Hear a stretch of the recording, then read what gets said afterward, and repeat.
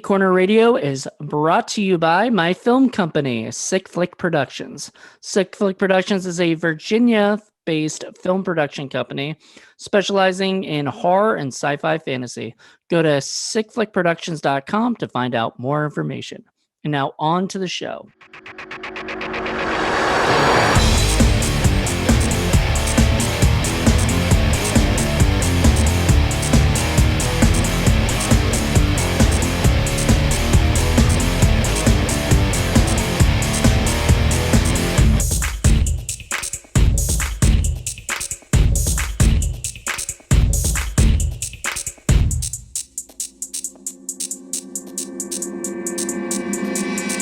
Hey, everybody, and welcome back to Indie Corner Radio. I'm your host, Jonathan Moody, and I have an amazing guest here. Please introduce yourself, sir.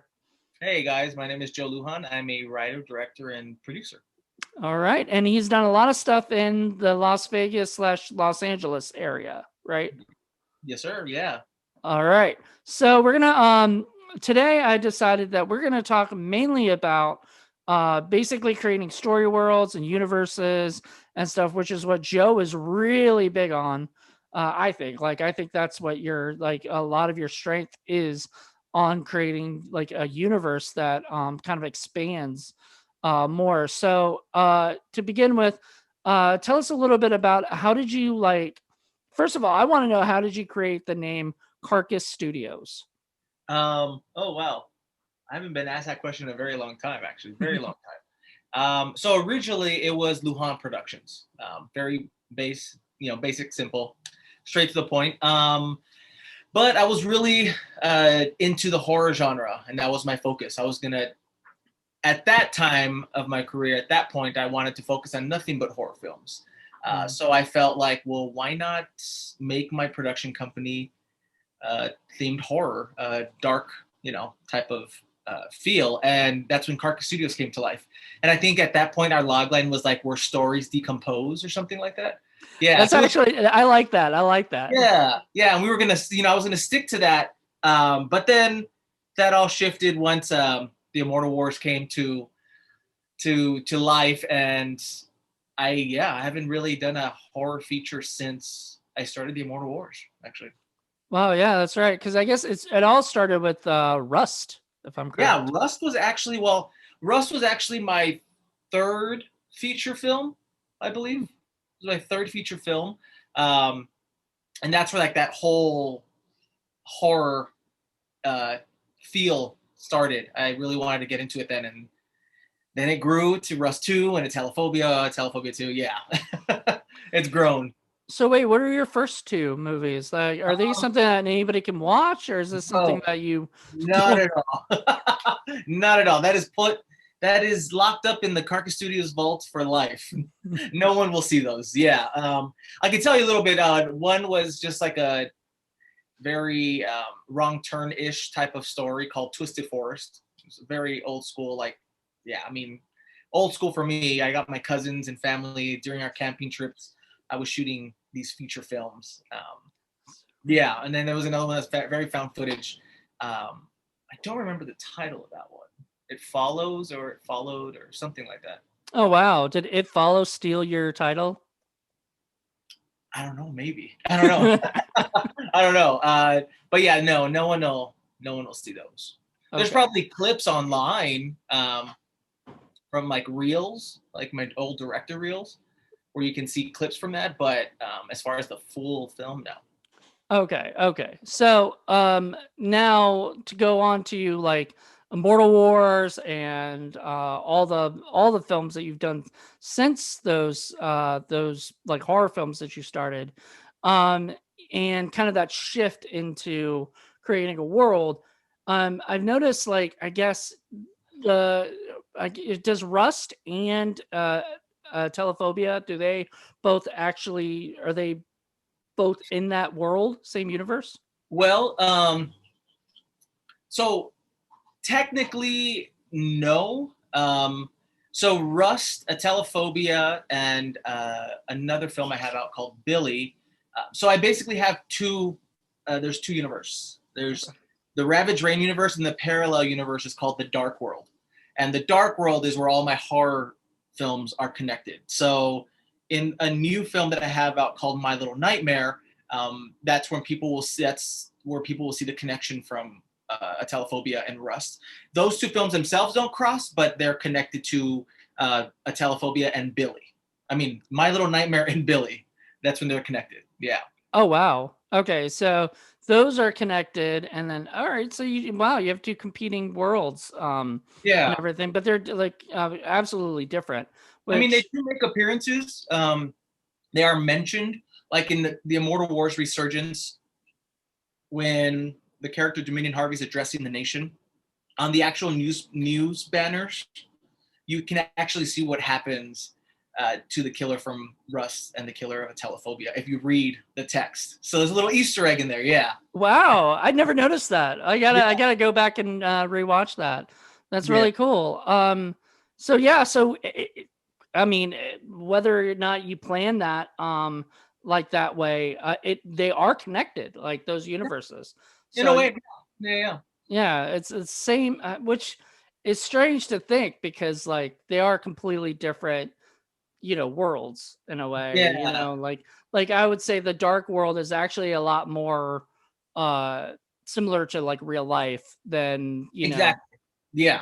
And the Ravage Rain is very fantasy, action, futuristic. Yeah. yeah, futuristic, which is great. I mean, and that started, I believe that all started with an online comic book you did, The Vanquishers, where you basically did you have like a bunch of the characters already created in that comic book? Yeah. Yeah. So it was more like an online comic. I would sketch an image, and it would take me very long to do that one image. And I would upload that. I don't remember where. I can't remember what because I don't think Facebook was out then. So it might have been maybe MySpace, I Oh believe. wow. Where I would upload the image and then I'd write a whole story on what that image is about. Okay. And I did that. I would.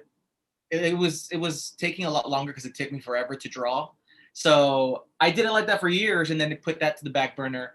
It hadn't been called The Vanquishers. It was just focusing on the main character Tricalypse. So it was always just her like stories and little, you know, experiences that she was going through in her life.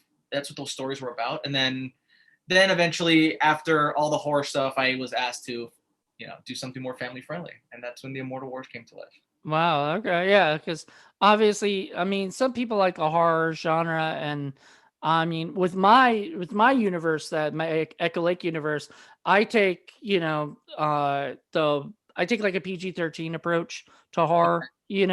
So if there is horror, it's not very scary. It's not like Yeah. terrifying or brutal or gory. It's more Blumhouse like, where Okay. it's Yeah. sort of PG-13, sort of. I mean, it's got some blood in it, but not a lot. And then, but I do that because then you can put action in it and other things and kind of fit into the thing. And so that's what I like about Immortal Wars. Both the first two. I know like the third and fourth one are coming, Yeah. so I'm really excited about that. Did COVID stop like a lot of this stuff because of everything? Yeah, so the Immortal Wars Rebirth was actually supposed to come out last year. It actually was set Mm. for release in 2020. We could have still done it, but I just felt it was, let's wait, let's see if things get better. So, and then we were supposed to start production on the Immortal Wars Redemption last fall. So, but obviously pushed back a year back. So, but it looks like everything is set this year. So, yeah, I mean, we're gonna start getting ready for production of the Immortal Wars Redemption. Yeah. Redemption. And which one's first up? Redemption, or has Rebirth already been done? Yeah, Rebirth is out. The Rebirth is done. That was supposed to come out in 2020, but that one's released already this year. And then the Immortal Wars Redemption, we start production on that, and that's the final installment. We're getting things set for that. That one we're probably not looking at a release until maybe the end of 22, maybe. Oh well.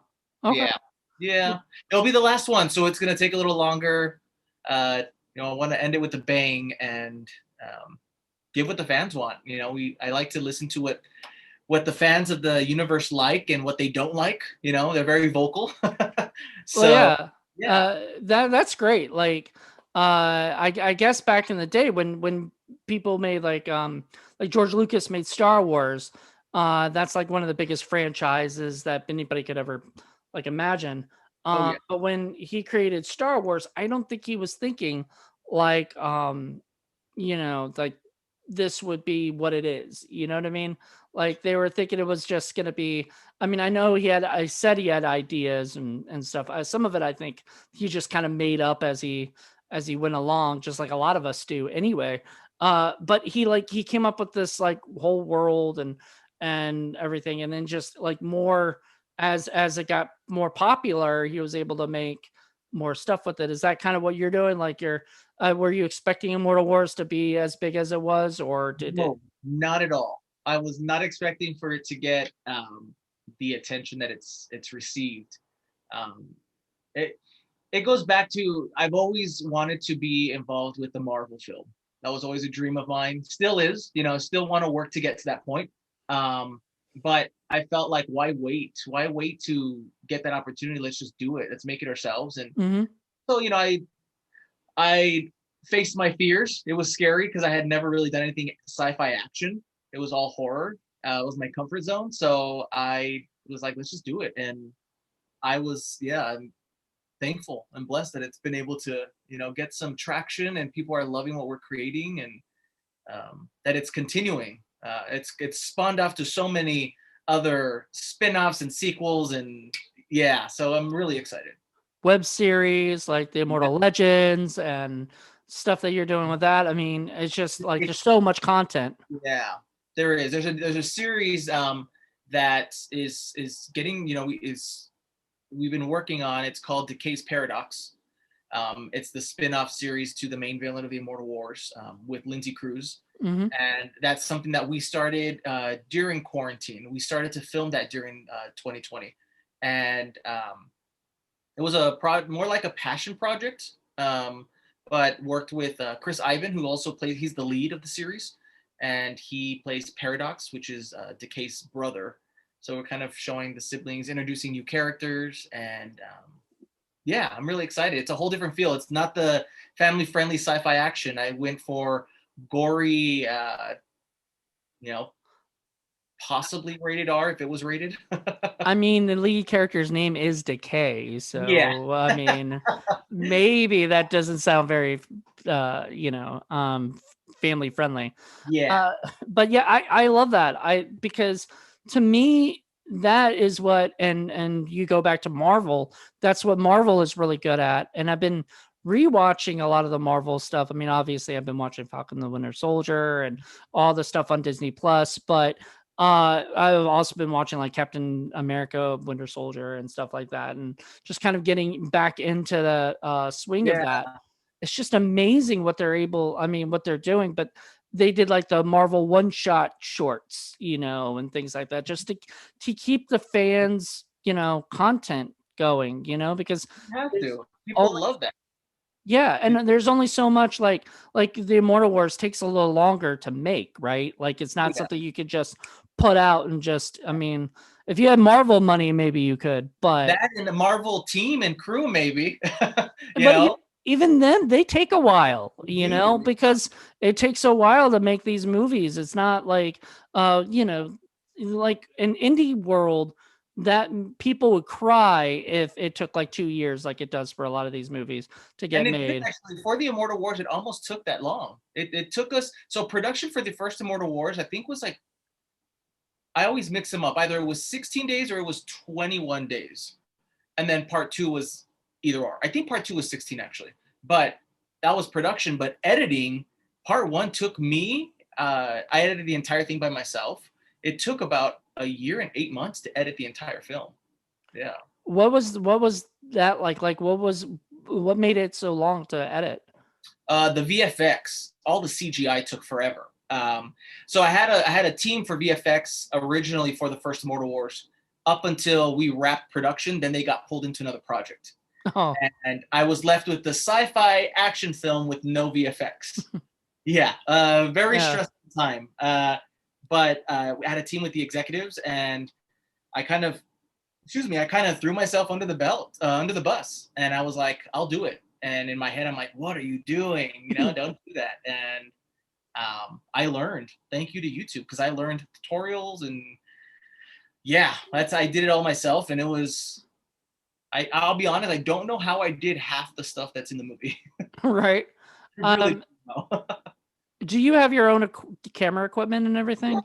yeah. Marcus Studios has all of the equipment as far as like the cameras, lights, and then the editing. I mean, here in the office, I have an editing bay where I just edit and we do VFX, and yeah. So because I know you did a music video I saw recently. That was actually really, really good. And it was once again a way to like incorporate your universe into something else, like another medium, but like a music video having I know Decay was in there. I'm pretty sure that was like Kaylee. Yeah, that was Kaylee Foster. That was the theme song for the first Immortal Wars, and in that story, I wanted to tell a story in that music video, and she's actually a deviant, and she can tell the future. That's why she sees Decay and Tricalypse and Iroh. Yeah, that's so cool. So basically you created this, and in a way, like, yeah, this is very, very Marvel like, but it's its own thing, like yeah. I could see you guys continuing on with comics and books and other things too. Is there any? We do have the comic books. I'm still getting my comic books going. There's still new issues coming out. As far as the movie, I think Redemption will probably be the last Immortal Wars. Yeah, I've been contemplating it for a couple years now. If I was going to end it and do something else, maybe start another franchise. Because at this point, I mean, Rust is done as well. Telephobia is done, and yeah, that was like maybe the Immortal Wars ends with this one, and it continues with the books. And I know we have like a collector's players cards collection coming out, so people can their cards of all the characters in the universe. That's really cool. Yeah, I'm also working on an app where it's almost it's like a video game, almost very Mortal Kombat-ish, where you can play on your phone. So there's a lot of mediums that we're aiming for that can continue the story and continue the growth of the characters. Immortal Legends might also continue. Yeah, I mean, there's so many ways we've been thinking of going, but as far as the feature films, I think Redemption will be the last one. Yeah. I suggest, because I've been looking into video games and other stuff. If you want to do like 8-bit store, like Nintendo style video games or anything like that, there's a group called Yo-Yo Games. Okay. And I'm gonna write that down. Yo-Yo Games, definitely do. Somebody told me about it, and I absolutely, it's the best thing. It's really cheap too. It's not very expensive. I'm not sponsored by them. I wish I was, but I'm just telling anybody, like, if you're into making a universe or doing stuff and adding content, I mean, this is what I like to push. I like to push transmedia, and I like to push doing your own universes, because it's so easy now, like everybody wants. So there's things like you said, you edited your own project, but there are people who edit projects. There are people who do visual effects.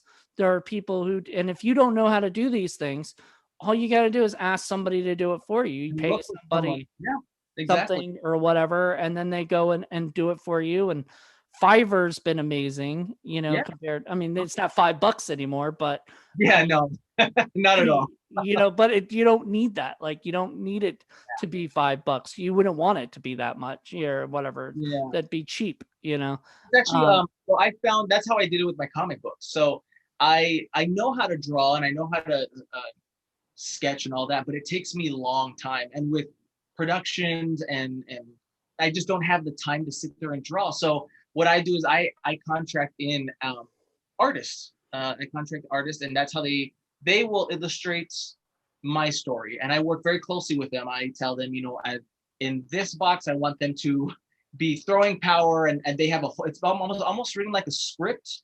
They go by that. I give them all my original designs. and they kind of create off that, and that's how the books come to life.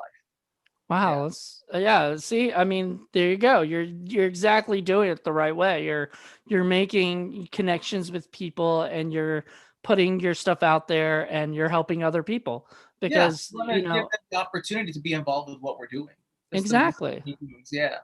And I think that's an amazing thing. Like, if you don't, if somebody doesn't know how to do something, there's YouTube, as you said. Yeah. Oh yeah. There's, I mean, there's a million different things that can teach you how to do these things, and we live in a world right now where it's just perfect for, working with others and making the creations we want. Yeah.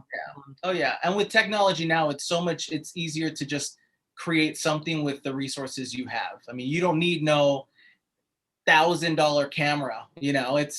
I've ran into a lot of colleagues and people I know that are in the industry that their projects never see the light of day, unfortunately, just because they don't have this or they don't have that, and they let that ruin the process. And it's unfortunate, but you shouldn't. You should use what you have and use it to the best of your ability. I mean, we shot so for Chris Ivan, I shot a music video out in Santa Monica, and it wasn't anything like huge, no big production. It was a small production, but I pulled out his cell phone and we started filming the entire thing on his cell phone.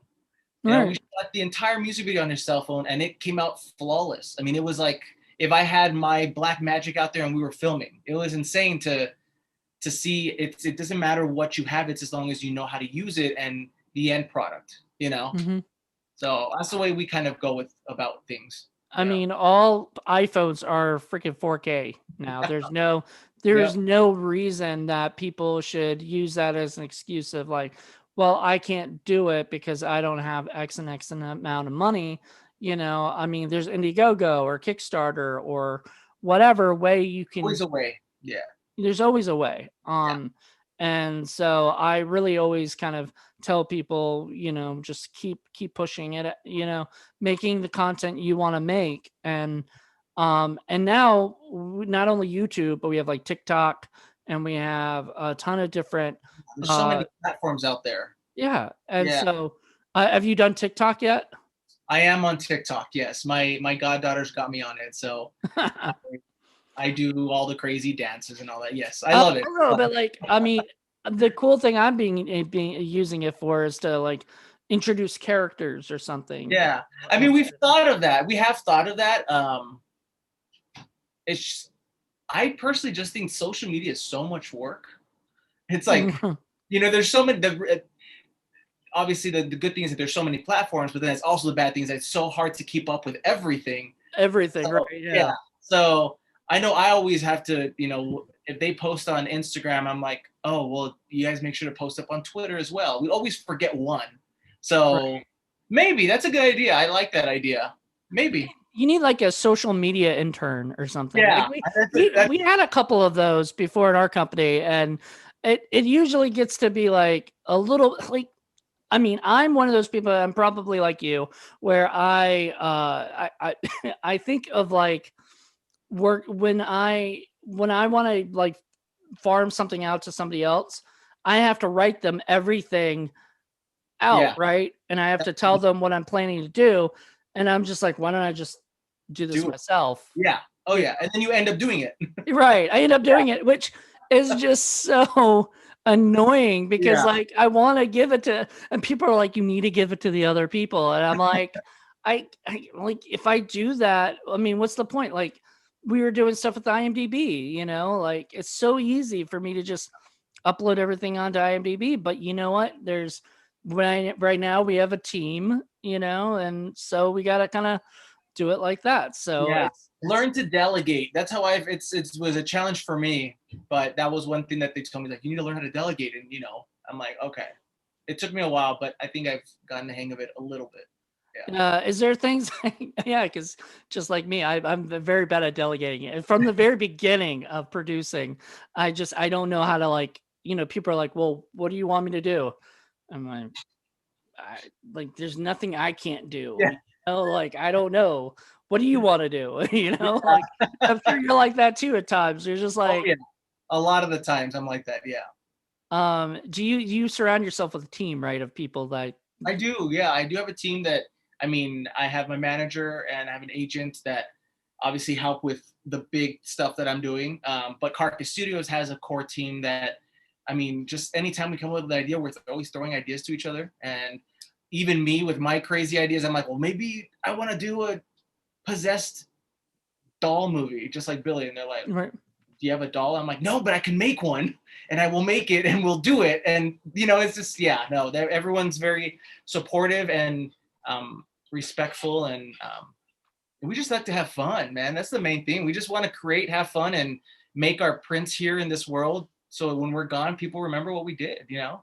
We had a script for a haunted doll movie and stuff, and based on our friend Stro has a doll named Dorothy, Okay. that, so we were like, oh, let's write a whole script, and never got made just because just too many other projects got in the Yeah. way or whatever. But I mean, we are planning one day, hopefully. So don't think we're stealing your idea or anything. No, not Maybe at all. maybe No. Dorothy versus Billy, can. Hey, I have done uh, I've done a telephobia versus Rust already. Oh wow, We that's have done cool. that. Yeah, we have done that, and Billy makes an appearance in that. It's a short film. Um, so yeah, I mean, maybe you never know. You never know. I mean, You never but know. that's the beauty of this. We've been in talks with someone. I'm not sure if I could say this. I mean, he might get mad at me, but okay. So there's a director called John Ward, and I know John. John. So Yep. you know Aximus. Mm-hmm. So it's in the talks. It's been for a while. We want to do Rust versus Aximus. So that's something that we've kind of fumbled for a while now. I'll ask him after this if I need to cut this out. Yeah. Yeah, because he might want to hold that. We were gonna do it, but then COVID happened, and yeah. Yeah. He's a great guy. And that's the thing. Like when I was actually in Vegas, because I drove all the way from LA to back to Virginia. So Wow. the first place I stopped is Vegas on the way home, and I was like, "Hey John, come on over." I checked it at Caesar's Palace. Okay. Worst place, by the way, Really? to I've like. never stayed there. You never stayed there. Well, I mean, you obviously live in or whatever. You do stay Yeah. there. You don't really need to. But me, it's just too big, and it just takes Yeah.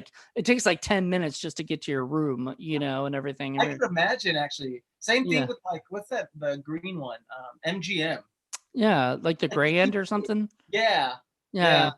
Yeah. I'm not really see, I'm not really into casinos. Like I Yeah. don't gamble or anything. I just Anytime I'm in Vegas, I don't ever go to the strip. Ever. it was Unless just the cheap. family is there, then we'll go to the strip if family's with me or something. It was But just cheap, by the way. That's the only reason why we did it. That I did it, and it ended up costing it more because of you guys had the Actually, it was pretty cheap. It was like for some reason they knocked off like a lot of stuff, but I thought they were gonna make me do the property tax and everything. oh yeah. The Everything, fees which for everything. yeah, well, which is weird because LA doesn't have that many, but everything's I guess way more expensive already. Yeah. So whatever. But anyway, Virginia is very cheap and everything. I enjoy living back here. Never been. I've never Never been. been to Virginia. Have you been to the East Coast at all? Um, I don't know. I- Well, you got to come out, man. When the Immortal Wars 2 came out, I was doing a lot of traveling. I was on a press tour for that film. Oh But there wow. were so many screenings and book signings, like, yeah, I don't know. I don't know half the places I went. That's really bad to say. By the way, that's awesome that you were able to do like book signings and Yeah, no, yeah, it was fun and one of the main reasons why that all happened was just because I love to connect with the readers of the books, the fans of the movies. I learned a lot actually.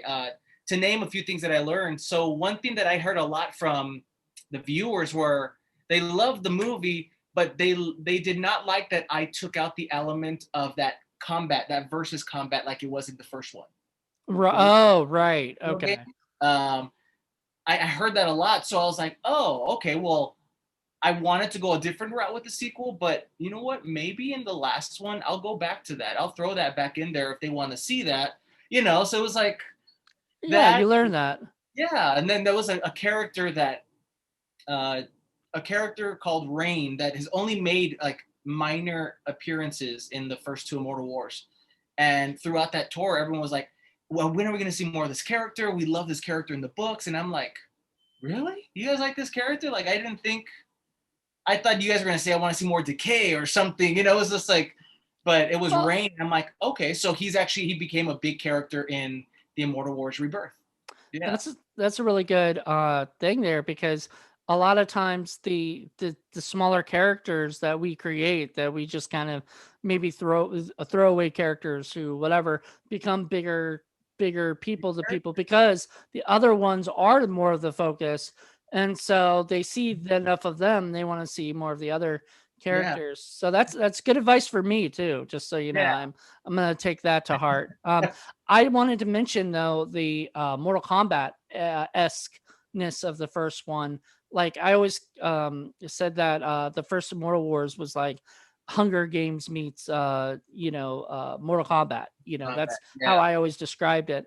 And I forgot, some other people have said other things. Like I'm sure you've heard different versions, but Mortal Kombat part I really liked, like the fighting and Yeah. everything. But in the second one, I liked it because it felt like a different video game. Exactly. Yeah, and that's what I wanted to go with. I didn't want it to be repetitive. That was Right. the issue I was having. So I wanted it to be more. I used the description, and I know probably shouldn't, but I like to just say it's like Resident Evil meets Mad Max Yeah, ish. It's kind of like the description I kind of gave the sequel. and I can see that.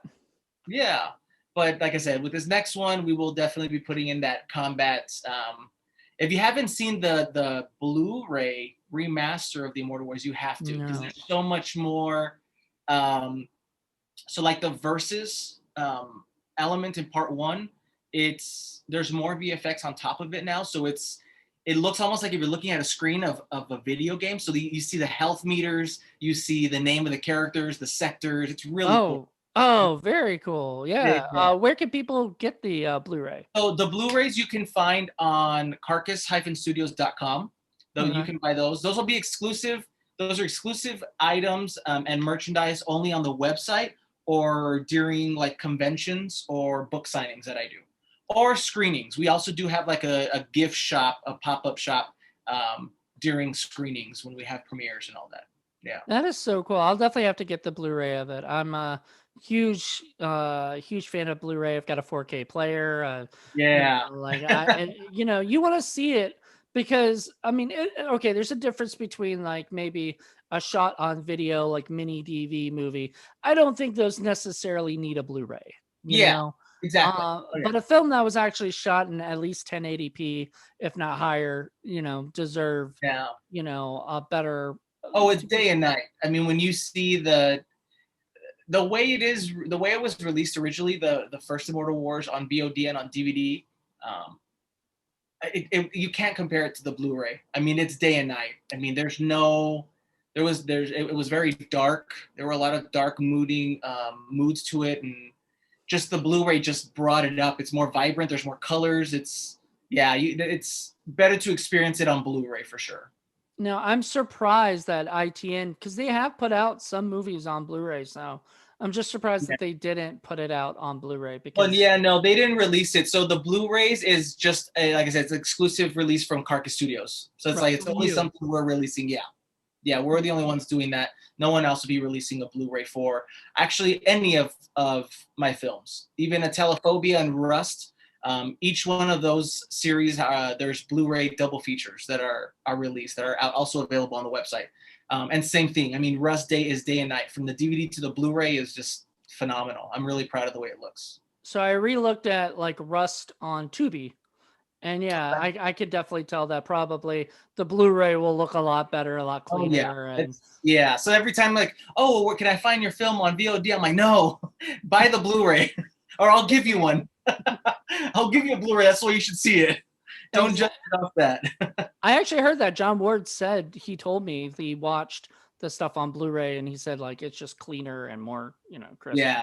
and everything. Yeah, I And remember he gave me a call after he had watched it, and he was like, "Dude, like, what happened? This is so good." I was like, "I don't know. This is just the way the Blu-ray looks," and yeah, yeah, I'm really, yeah, you're very happy about that. very happy about it. Yes, very happy. If we do a re-release, with another distribution company, I would definitely push for them to do the Blu-ray releases so people can see it the way all the films, how they should have been seen originally. Do you have commentaries on there or anything? Um, I want to say there's probably commentary on Rust. On Maybe, Rust? maybe. I'm not sure. Now, is there a reason that you just not have time to do commentaries, or are you? We always say we're gonna do it and we're gonna get it going, but there's always scheduling issues. And you don't want to be the only one talking, right? Exactly. I want to bring my leads in for that, so our schedules are always, everywhere when it comes to me and my actors and all that. So yeah, it just never works out. That's why we focus a lot on more of the special features, more like gag reels and the making of. Right. We do a lot of our interviews knowing obviously how schedules can get while we're shooting production. So we do interview the cast, and we do that during lunch breaks, or we can steal them away for a minute or two, interview them, and then we're back to production. I have a team that does that just because, like I said, schedules always end up clashing. Yeah. That happens on every set. So Yeah. but that's great, man. Like I said, I'm a huge fan of what you're doing, period. Like I love and I'm excited to know, like, even if this ends, that you have like other plans for other stuff and you're still continuing this like universe in Yeah. No. book Yeah. form or whatever. There is another feature that is out, or coming out, I should say, called Obscura. Obscura is a horror sci-fi action. It is a prequel to the Immortal Wars. It's a creature film. I co-directed that with Jerry Angelo, and it was written by Jerry Angelo and Lachlan Jones. So it was the first time I had actually directed something that someone else wrote, but based off of like my characters. If that kind of makes. Yeah. Wow. Yeah. All right. That's really cool. It was an experience. I basically told them these are the characters. They have, this has to happen at one point. This can't happen, and that's when they let their creativity flow and they created the script. And yeah, I'm really excited. It was a fun project. We actually shot that out in Goldfield, the entire film out in Goldfield, Nevada. Okay, cool. Yeah, so it was really cool to see that story come to life. But it's a prequel to the Immortal Wars. Yeah. So, oh wow, all right. Yeah. What about I saw something on you have a timeline, which is I think is amazing, by the way. Like I think that's I'm gonna steal a lot of your ideas, by the way. Just go for it. Go for it. But yeah, no, the timeline thing I think is really neat. And the thing that, like, the last one, it says like Terminus. Terminus. Yeah. Yeah. Well, Yeah, can you so tell us something about that? So originally, Terminus was supposed to be an animated series that I was working with an animator. But obviously, with scheduling and with budget restraints and then COVID, that kind of was kicked off. And now it's just going to be, we're working on now just an animated short film called Terminus. Okay. Which that short film follows the events after all the comic books of the Vanquishers and all the Immortal Wars movies. So will that be like last period? Like, will that be the? I mean, it can, but I don't. Here I go again. I don't think I'm going to end it there. I think that the comic books will continue after that. Okay. After those events, yeah. Okay, so there'll just be kind of like brand new stories after that. Yeah. At that point in that story in Terminus, I can say that the Vanquishers have disbanded. They're no longer together. Tricalypse is now on her own, and she creates a new team called Team Terminus, and that's where that story starts going. That's really cool. Yeah. So that's great. I mean, by the way, I love Jackie and I love Lindsay. I love all of your cast and everything that you do. But Jackie like really brings it to life. Nice. Oh and yeah. stuff. And It was one of the biggest reasons we cast her was her audition. She basically almost made like a short film with like sound effects, and like it was just when I saw her audition, we had auditioned, I want to say like 70 girls oh around that. wow, I just couldn't find the right fit for the character. Obviously, keeping in mind that this was at that point, it was already set for it to be a trilogy of 3 films. There was 3 scripts already done, so I needed to find an actor that can hold that character for the next 3 installments. So, yeah, I had a hard time, but then I found Jackie and we met up. I think we met up like at a Starbucks in Las Vegas, and yeah, then we brought her on board, and she's just she's a badass. She really yeah. is. Yeah. I mean, her character, everybody's character, just I mean, they all accompany. And I got to like, okay, so when I moved to LA in 2020, which worst year to move anywhere, worst time. But on January 12th, my birthday of last year, I got to work on a asylum movie called Collision Earth with your buddy Eric Roberts. Oh wow. And yeah, and he was just the nicest guy in the world, just Yeah, I he was just fun to adored. work with. Yeah, I should have asked him about Moral Wars, but I didn't really have time to like chit chat with him more or Yeah, less. I'll But be honest, he probably doesn't remember the Immortal Wars. And I'll yeah, tell you why. I'll tell you why. So, traveling back to when I first started the Immortal Wars, I was terrified of Eric Roberts. For some reason, I was scared. It was the first project where I had an actual name actor who's, I mean, Oscar nominated. He was, a big deal. So when he walked on set, I was just nervous, but then we hit it off well, and really nice guy. He treated me very well, and he was a real cool guy. But when it came to the sequel, I was helping one of the PAs put something up. I think it was a light or something we were putting up, and my DP comes in and he also puts it up, and he's helping as well. Well, Eric turns around and he's like, he tells the DP, you're gonna do this? Shouldn't your PAs do this? And he points at me, and my DP's like, no, that's actually Joe. He's the director. Eric was like, oh shit, man, I'm sorry. Like, it was just, I was like, he didn't remember, yeah. Well, So, he does like how many movies a year? Like, yeah, he did a lot. I Yeah. mean, actually, it's the funniest thing is I mentioned how much I loved him in Suits, the TV show Suits, and he goes, "Oh yeah, I did that show, didn't I?" And it was just like Yeah. he just like forgets, like I'm sure. So I I mean, like, oh, I would too. If I was doing projects like that back to back, that I just go act and I leave and I go act and I leave, I would forget I would forget myself. yeah. I mean, because I forget half of my stuff too. well, I mean, yeah, and you're doing so much. You're working with so many different people. It's really hard to kind of remember everything you're doing. Yeah. So I get it. Yeah. I just kind of laughed when he was just like I did that one too, or oh yeah, I did that, and I'm like, yeah, I mean, to me, it's awesome to see him on everything that he does. He's a great Um, actor. He's a great actor. yeah, I he think comes in, he knows his lines, he's just good. no, honestly, I mean, I don't think I could have chosen anyone else better to play Dominion Harvey. He does such a good job at Dominion Harvey. Yeah, and that I think brought a lot to the film. Like you said, he was a name actor, but he was also somebody who had a professional demeanor about him.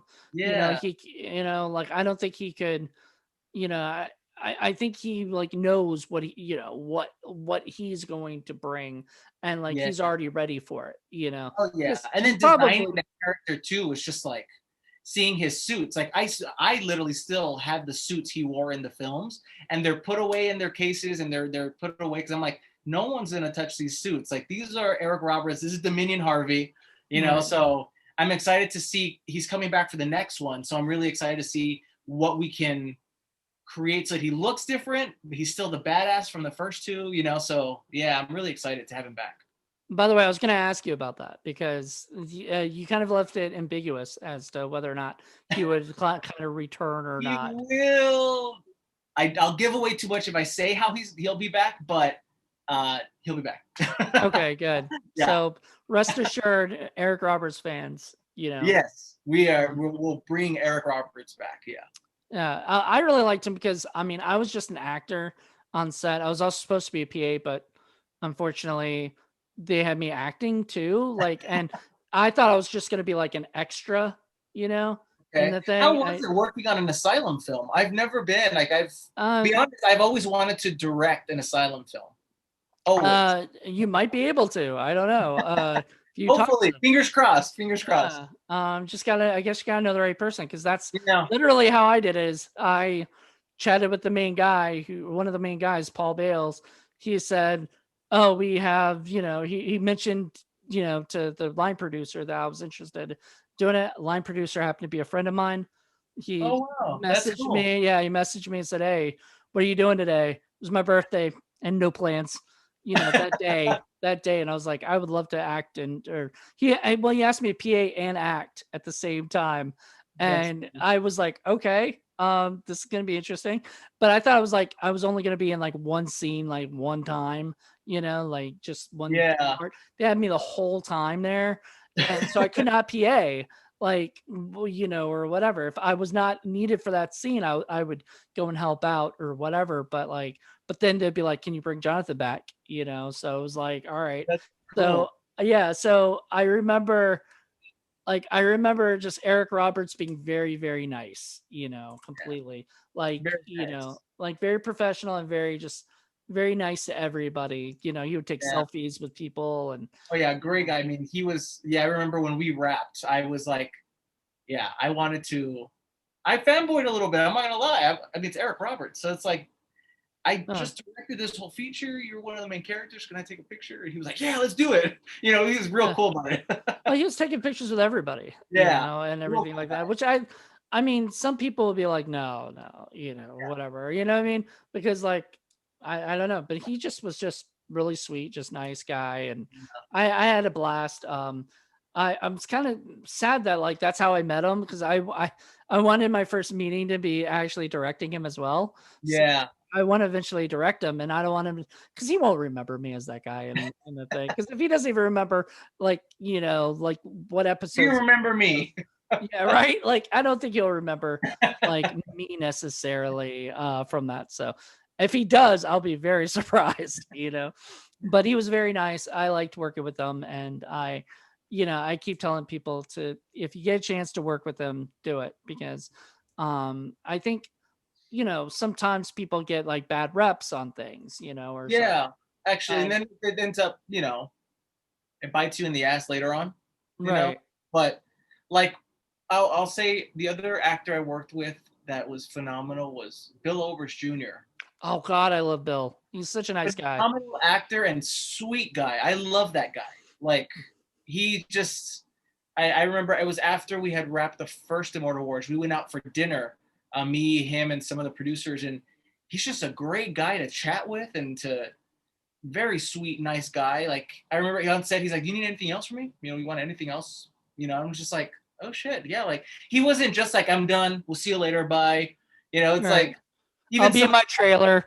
yeah, like I'm done. I did what I had to do. We'll see you guys later. No, he was just like, "You want anything else from me? Like let's, whatever you want." I'm like, "Oh shit, that's cool." Like very sweet guy. Yeah, I'd love. He actually came out in a Telephobia 2. I brought him out for a Telephobia 2 as well. Oh wow. Very Yeah. cool. So, Yeah. So there you um, go. It's about building relationships with these guys who yeah, you might have watched in another movie or something and you're a exactly, fan of. exactly. I got to work with Tina Kraus. I don't know if you know who she is, but she's been in a lot of, if you look at her resume, she's been in a lot of movies, Okay. period. And so she was just like very easy to work with. Just like, you tell her what to do, she gives you 100. I like, it sounds silly, but 110% for real. Like Yeah. she goes That's above and beyond, and that's what you want, from your yeah. actors, Of course. Oh yeah. Oh yeah. As I think so. It's a when you connect with your actors and you get to a certain level, you can then rely on them. You know what to expect from them. They know what to expect from you. Type of scenario, and exactly. it transitions well on camera. You can definitely see it on camera. Definitely. I love that. Like and I can't wait to like start putting out a lot of my stuff, but I'm sure you can't wait. Like it's got to be hard when you're doing so much content and putting so much out there that a lot of it's in the editing bay and a lot of it's getting, you're just like, I want this to be like out and Out available, already. yeah. right? I think that's how we were getting with the Immortal Wars Rebirth. because at that time we were like the Immortal Wars Rebirth is like on the already ready to go, but then we're in post-production on Decay's Paradox. Then we're still in production with Rust 3. So there was so many things because of 2020 that started piling up on us that we started hitting that point where like, I just want all this stuff out already. Like it feels, even though it's going to be new to the viewers and the fans of the previous installments, to me, it felt old. You know, it felt, because we had shot it in 2019. We had shot scenes in 2017. So it's just like, it needs to be out already. Right. Yeah. So it's out, right? You said it's available. So, Rust 3 comes out though in October. November time is when we're aiming for Rust 3. And that'll be the last Rust. Maybe. You say that, but who knows, you know, I got an idea a couple of weeks ago and I was talking to like one of my writers and he's like, it's not a bad idea. But I thought you said Rust was done. I was like, I know. I know. Well, I mean, that's the beauty is you can do like you can put these out as like shorts or different things. Exactly. Yeah. I mean, I have 2 anthologies that are coming out soon that feature Travis McClendon from Rust and Meredith from Telephobia and Billy and the Ghost Girl from My Little Nightmare. I have these anthologies of just short films and I basically connected them all and I have an anthology 2, one called Hen Night and then another one called Lost Souls. So I'm really excited for those to come out. Let me ask you about, because Immortal Wars 1 and 2 were put out by ITN. Is all the other 2 also going to be out through ITN as well? I don't know.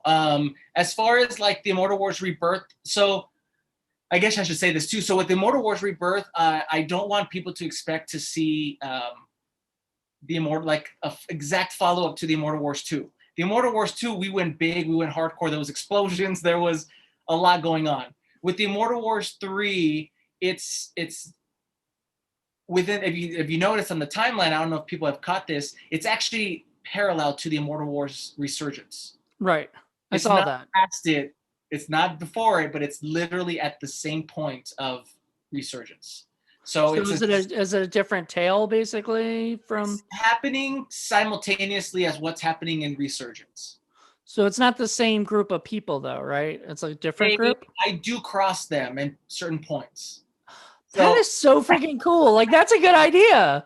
Oh yeah, wow, I like that. It does cross at certain points. But I'm basically, it's very, very character driven, lots of dialogue.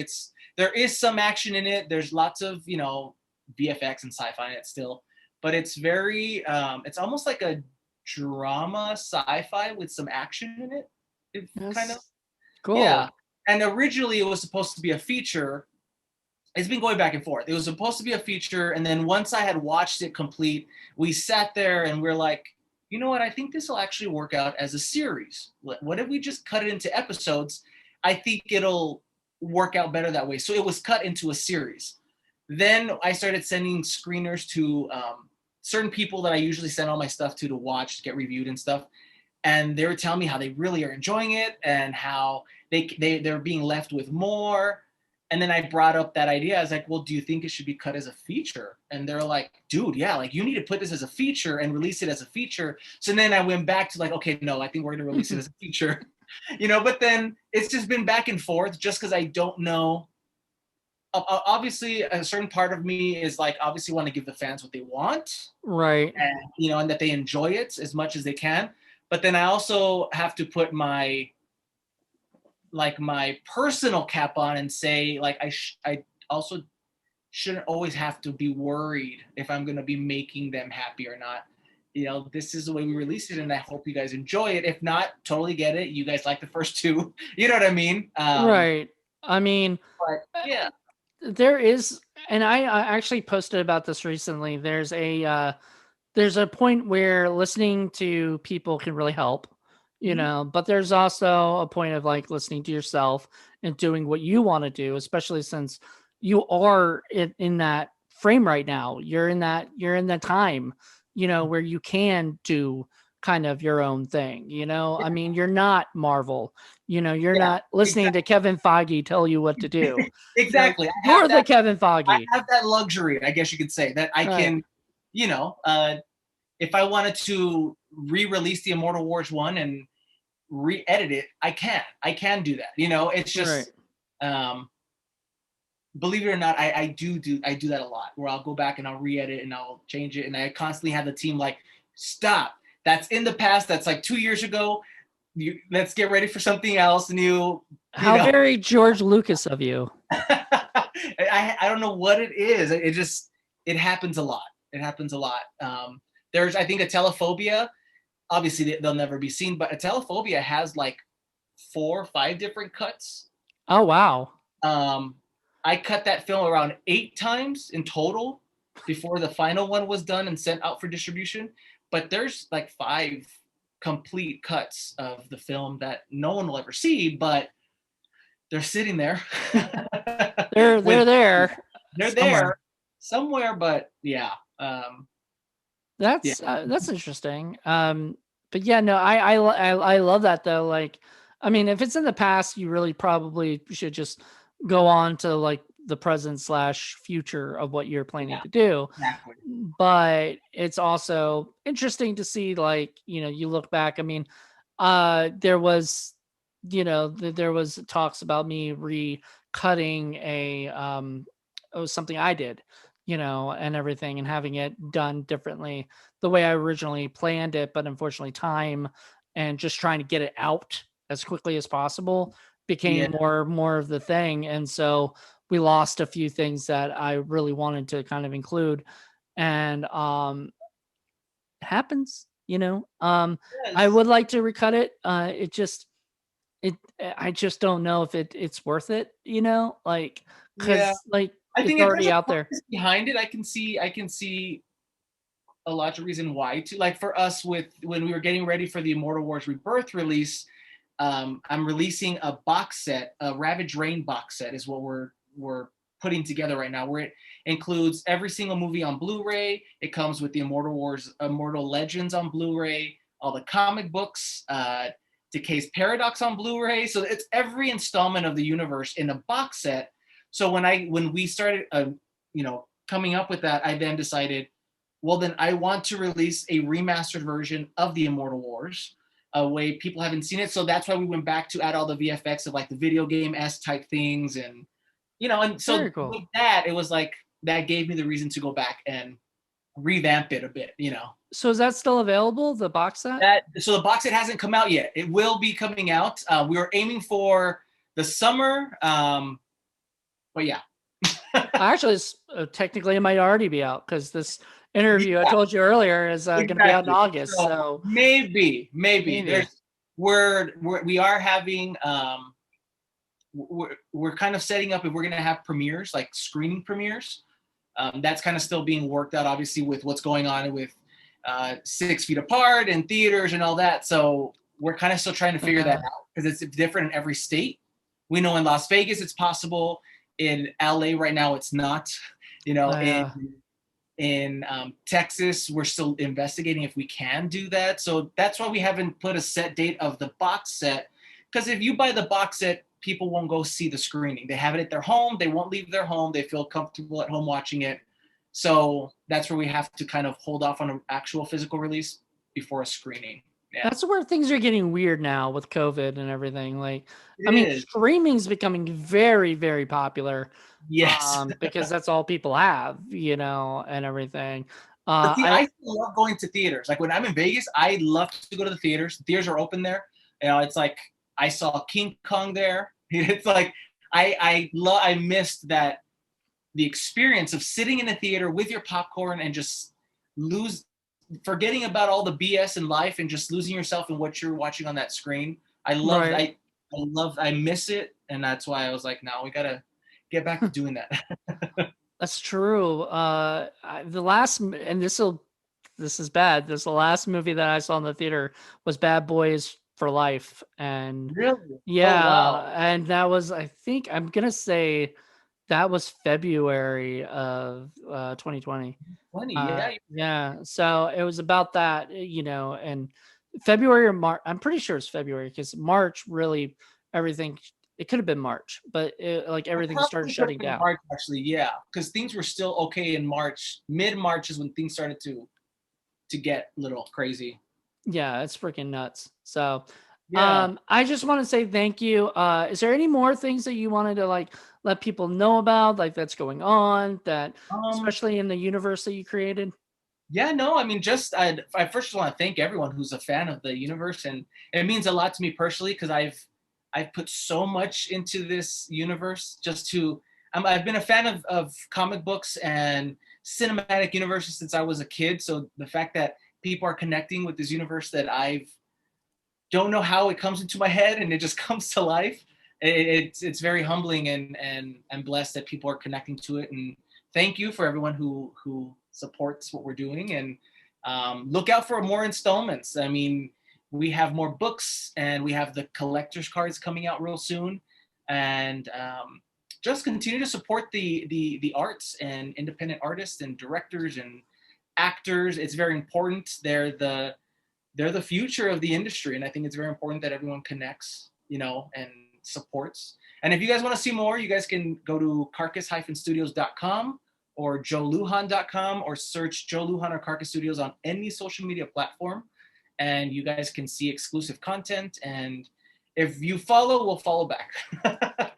I definitely recommend everybody checking out the website, because there is content on there that seems to be just from the website and everything, where people can kind of see what's going on. So and everything, and kind of keep up to date. So I would recommend it. We'll put a little thing in there, like letting people know where to how to do it too, so they can just click it and come check Yeah, it that'd out be and cool. Thank everything. you. Yeah, no, definitely. I really appreciate it. Like I said, I admire what you're doing. I'm gonna continue watching. I'm gonna start buying those movies. Now I'm just thinking I'm just gonna wait for the freaking box set, Box instead of just buying the. set. Yeah, it's gonna come with some cool stuff. I mean, we're putting Yeah. some extras, and uh, some of the collector cards also will be in the box set as well. Did you So say the yeah, comics will be too? Like the actual comics will be in there the too? entire collection of the comic book series will also be in the box set. Like an actual like hold, or is it like Yeah, on? actual comic book. Oh, dude. All right, I'm Yeah, sold. I You thought I got had me. to here, but you'll have the physical comics as well in the box. That's so cool, man. I love that. I want to do comics. I want to do all of it, because I adore all of this stuff too. So like I You get it. can do it. Yeah, anything is possible. You definitely can do it. You just have to, like you said, find the right person to help you, and it's possible. Exactly. Well, thank you, sir. And Thank you. everybody, check out Joe's stuff, man, because he's constantly making content, man, and that to me is the way to go these days. You know. Thank you. So thank you guys, and have a good one. Bye.